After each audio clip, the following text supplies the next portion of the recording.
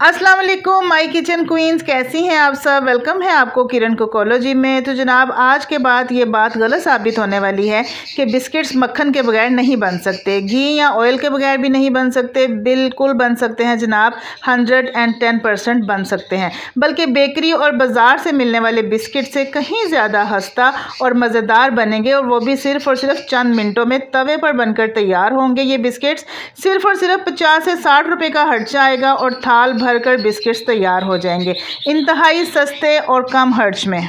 आज की इस वीडियो में मैं आपको तवे पर बिस्किट बनाना सिखाऊंगी। ना तो हमें किसी ओवन की ज़रूरत पड़ेगी, ना किसी इलेक्ट्रिक मशीन की, और ना ही किसी सांचे या मोल्ड की। हाथों से ही हम इन बिस्किट्स को शेप देंगे और 0% खर्चे के साथ आप तो क्या, बच्चे भी ये बिस्किट बना लेंगे। रेसिपी अच्छी लगे तो जनाब वीडियो को लाइक कर दीजिएगा और मेरे चैनल को सब्सक्राइब भी कर दीजिएगा। तो चलिए बिना टाइम वेस्ट किए हम आज की मज़ेदार सी ये रेसिपी स्टार्ट कर लेते हैं। सबसे पहले हमें एक बॉल में एग लेना है। सिर्फ एक अंडा हमें चाहिए, पूरा वाइट भी उसके साथ होनी चाहिए, और साथ हमें एक जर्दी चाहिए। एक पूरा अंडा जाएगा और दूसरे अंडे की सिर्फ और सिर्फ जर्दी शामिल करनी है। जो उसकी सफ़ेदी है वो हम अलग कर लेंगे। और अब हम इसमें शामिल करेंगे पिसी हुई चीनी के 5 चम्मच। 2 मैं डाल चुकी हूँ, ये तीसरा, ये चौथा, और ये आपके सामने 5वां। 5 चम्मच मैंने इसमें पिसी हुई चीनी के डाले हैं। अब हम इसको अच्छे से बीट करेंगे। 1 मिनट तक इसको बीट करना है, वो भी हैंड बीटर के साथ। इसमें ना किसी इलेक्ट्रिक मशीन का यूज़ होगा, ना किसी ब्लेंडर का, और ना ही किसी ग्राइंडर मशीन का। किसी भी किस्म की मशीन का हम इसमें इस्तेमाल नहीं करेंगे। जो अंडा फेंटते हैं ना जिस बीटर के साथ, उसी के साथ हमने इसको 1 मिनट तक बीट करना है, ताकि चीनी जो है वो अंडे के अंदर अच्छे से मिक्स हो जाए। तो यहाँ पर 1 मिनट मुझे हो चुका है। अब मैं इसमें शामिल करूँगी वनीला एसेंस के चंद ड्रॉप्स, जो अंडे की स्मेल को ख़त्म करेंगे। और इसके बाद इसमें जाएंगे जी घी के 3 चम्मच भर भर के। अगर मेल्ट किया हुआ घी है तो आप 5 से 6 चम्मच डालिएगा, और अगर इस तरह से थोड़ा जमा हुआ है, थिक है, तो फिर आपने 3 चम्मच भर भर के डालने हैं इसमें घी के। अच्छा जी, घी डालने के बाद हमने फिर इसको दोबारा से उसी बीटर के साथ, हैंड बीटर के साथ 1 मिनट तक इसको दोबारा से बीट करना है, जब तक ये फ्लफ़ी हो जाए और तीनों चीज़ें यकजान हो जाए, यानी अंडा, चीनी और घी। इन तीनों चीज़ों को हमने 1 मिनट तक दोबारा से बीट करना है। ये एक तो फ्लफ़ी हो जाएंगे और दूसरा ये सारी चीज़ें यकजान हो जाएंगी। आप जैसा कि देख सकते हैं कि इनका कलर भी चेंज हो गया है। सिर्फ 1 मिनट, इससे ज़्यादा आपने इसको नहीं करना। अब नेक्स्ट स्टेप हमारा है जी, हमने इसमें मैदा ऐड करना है, छान कर ऐड करेंगे। तो यहाँ पर मैंने स्ट्रेनर रख लिया है और 1 कप मैदा मैं इसमें छान कर ऐड करूँगी। टोटल इसमें 1.5 कप मैदा जाएगा, लेकिन पहले हमने अभी 1 कप डाला है, तो आधा कप हम बाद में डालेंगे। ठीक है, तो ये अच्छी तरह से छान लिया है मैंने। और यहाँ पर मेरे पास है जी बेकिंग पाउडर। आप किसी भी ब्रांड का बेकिंग पाउडर यूज़ कर सकते हैं। ये 1 चम्मच यानी 1 टेबलस्पून हमने भर के ऐड करना है। और इसके अलावा इसमें दूसरी चीज़ जाएगी जी बेकिंग सोडा, जिसको खाने का सोडा भी कहते हैं या जिसको मीठा सोडा भी कहते हैं। आप देख सकते हैं 1 पिंच सिर्फ मैंने इसमें ऐड किया है। 1 पिंच से ज़्यादा आपने इसमें ऐड नहीं करना। उसके बाद हम इसको मिक्स करेंगे। मीठा सोडा जो हमने डाला है, खाने का सोडा, उससे ये होगा कि इन बिस्किट्स के अंदर जाली बनेगी और ये फूलेंगे, और बेकिंग सोडा जो है ना वो इसको साइज़ में डबल कर देगा। अब अच्छे से इसको मिक्स करेंगे हम। अभी हमने जो है ना आधा कप मैदा इसके अंदर और शामिल करना है। जनाब, अगर आप मेरी आज की ये वीडियो, आज की ये रेसिपी एंड तक बगैर स्किप किए हुए देख लेंगे ना, तो आपको किसी और वीडियो को देखने की ज़रूरत नहीं पड़ेगी बिस्किट्स बनाने के लिए। तो यहाँ पर जो आधा कप मैदा रह गया था वो भी हम स्ट्रेनर में डालकर उसको छान लेंगे। टोटल 1.5 कप मैदा हमने इसमें शामिल किया है। तो ये मैंने स्ट्रेन कर लिया सारा मैदा, और अब हमने इसको दोबारा से मिक्स करना है। तो ये हमारे पास एक डो की फॉर्म में आ जाएगा, यानी ये थोड़ा हार्ड हो जाएगा। ना तो ये इसकी डो हमने ज़्यादा हार्ड रखनी है और ना ही ज़्यादा हमने इसकी पतली रखनी है। कंसिस्टेंसी मैं आपको दिखा देती हूँ। ये देखिए जी, 1.5 कप मैदे के साथ हमारी परफेक्ट कंसिस्टेंसी वाला बैटर तैयार हो चुका है। अब एक मैंने स्टील का ट्रे ले लिया है, उसको मैं ग्रीस कर लूँगी ऑयल के साथ। आप कोई ढक्कन भी ले सकते हैं स्टील का, कोई देगची का ढक्कन या स्टील की प्लेट ले सकते हैं, या फिर नॉन स्टिक की कोई प्लेट ले सकते हैं आप।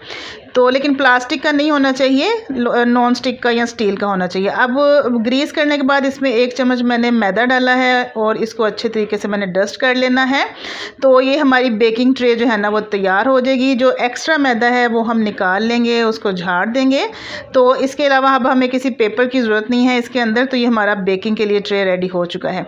अब हमने आधा चम्मच जो है ना वो लेना है इस बैटर का और उसको हमने छोटे छोटे से, जैसे राउंड शेप में कबाब होते हैं ना, हल्के हाथों से हमने कबाब की शेप दे लेनी है, लेकिन बहुत छोटा बिस्किट साइज़ का। ये देखिए गुलाई में होना चाहिए। इसके बाद हम फोक लेंगे, फोक लेकर हम इसके ऊपर हल्का सा रख के इसको दबाएंगे तो ये एक प्यारा सा इम्प्रेशन हमारे पास आ जाएगा। एक बहुत ही खूबसूरत सा बिस्किट्स के ऊपर डिज़ाइन आ जाएगा। उसके बाद साइडों से हम इसको हल्के हल्के हाथों से प्रेस करेंगे तो ताकि ये थोड़ी स्मार्टू शेप में आ जाए। यहाँ पर जनाब हमें किसी भी किस्म के मोल्ड की या किसी भी किस्म के जो है ना वो शेपर की ज़रूरत नहीं है।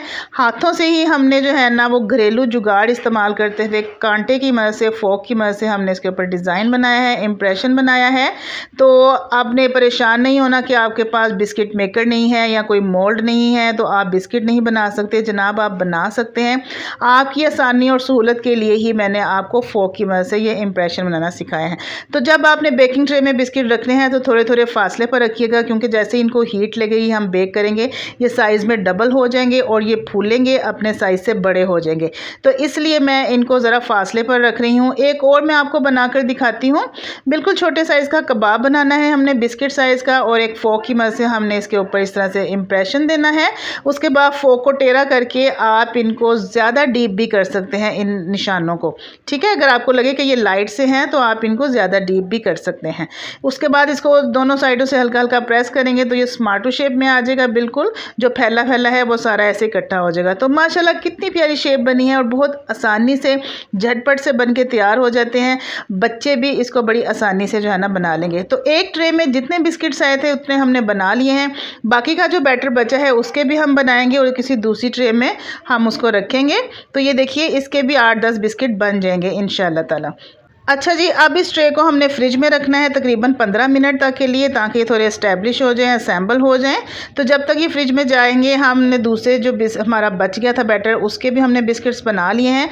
और आप देख सकते हैं कि मैंने इसको एक जाली वाले स्टैंड के ऊपर रखा है और इसके ऊपर मैंने पेपर रखा है। आपको मैं दिखाने के लिए ये पेपर मैं आपको दिखा रही हूँ कि आप पेपर के ऊपर भी रख कर इन बिस्किट्स को बेक कर सकते हैं। तो ये जाली वाला एक स्टैंड है, ये प्लेट नहीं है, इसके नीचे सुराख है। तो उसके ऊपर आपने पेपर ज़रूर रखना है वरना बिस्किट जल सकते हैं। तो ये 15 मिनट के बाद मैंने फ्रिज में से निकाल लिए हैं। बिस्किट असेंबल हो चुके हैं। यहाँ पर मेरे पास है जी कोकोनट का पाउडर, जिसे नारियल बुरादा भी कहते हैं।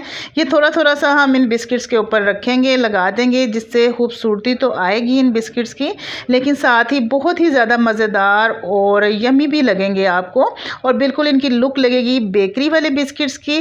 चलिए अब इनको हम बेक कर लेते हैं, क्योंकि बेक के लिए बिल्कुल रेडी हैं। कढ़ाई मैंने पहले से ही प्री हीट करने के लिए रख दी थी और उसके अंदर एक स्टैंड रख दिया था। अब ये ट्रे जो है ना हम इसके अंदर रखेंगे और इसको कवर कर देंगे। ढक्कन बिल्कुल नहीं उठाना। 40 मिनट्स तक हमने इसको बेक करना है। दूसरी साइड पे जो है ना हमने तवा रख लिया है नीचे। अभी इसकी आंच तेज़ है क्योंकि हम इसको हीट कर दे रहे हैं। तवे को प्री हीट करना है। इतना हीट मैंने हाथ लगा के चेक किया है कि हीट आ रही है। और ये जाली वाला स्टैंड जिसके नीचे आपको स्टैंड नज़र आ रहा है, ये हम रखेंगे तवे के ऊपर और किसी भी देगची को या प्रेशर को उल्टा करके हम इस तवे के ऊपर रख देंगे ताकि हीट इसके अंदर ही रहे। अब 40 मिनट के लिए हम इसको बेक करेंगे। आंच आप देख सकते हैं दम वाली आंच से थोड़ी सी तेज़ है, इससे ज़्यादा आपने तेज़ नहीं करनी। तो जनाब यहाँ पर 40 मिनट्स गुजर चुके हैं और हमारे तवे के ऊपर बिस्किट्स बिल्कुल तैयार हैं। आप देख सकते हैं कि नीचे से आपको गोल्डन गोल्डन सा कलर नज़र आ रहा है। यहाँ पे फ्लेम मैंने ऑफ़ कर दिया है। अब इनको ठंडा होने देंगे। आप देख सकते हैं कि पेपर के साथ ये बिल्कुल भी नहीं चिपके हैं, बड़ी ही आसानी के साथ ये जो है ना उतर गए हैं और बड़ा ही प्यारा नाइस कलर आया है। और बग़ैर इसके ऊपर अंडे का हमने वॉश किए बगैर ही इसको हमने कलर दिया है। तो दूसरे भी हमने जो है ना वो थाल निकाल लिया है कढ़ाई में से, वो भी आप देख सकते हैं कि नीचे ना तो चिपके हैं ना जले हैं। तो माशाल्लाह दोनों हमारे एक्सपेरिमेंट कामयाब है। मतलब कि वो पेपर वाले थाल के ऊपर भी हमने बनाए, वो भी जो है ना बेस्ट रहा। और दूसरा हमने ये नीचे ग्रीस करके थाल को और उसके ऊपर ऑयल लगा के और मैदा डस्ट करके उसके ऊपर बेक किया, वो भी हमारा कामयाब रहा। तो जनाब जल्दी से कमेंट सेक्शन में मुझे बताइए कि आपको मेरी आज की ये रेसिपी कैसी लगी। बिस्किट्स की मैं आपको तोड़ के भी दिखाती हूँ, अंदर से देखिए कितनी परफेक्ट जाली बनी है। तो छोड़िए बाज़ार के महंगे बिस्किट्स जो आप इतने महंगे लेकर खाते हैं। आपने देखा सिर्फ़ और सिर्फ 1.5 कप मैदे के साथ और 50 से 60 रुपये के खर्चे में प्लेट भरकर हमारे बिस्किट्स तैयार हो गए हैं। चाय के साथ खाइए, बच्चों को दीजिए, बच्चों के लंच बॉक्स में दीजिए, मज़े मज़े से खाइए। मेहमानों के आगे भी आप रख सकते हैं, शाम की चाय के साथ इंजॉय कर सकते हैं। आप इसका खस्तापन देखिए कि ये किस तरह से टूट रहे हैं। अब बिल्कुल एक एक दाना आपको वाज़ेह नज़र आ रहा है।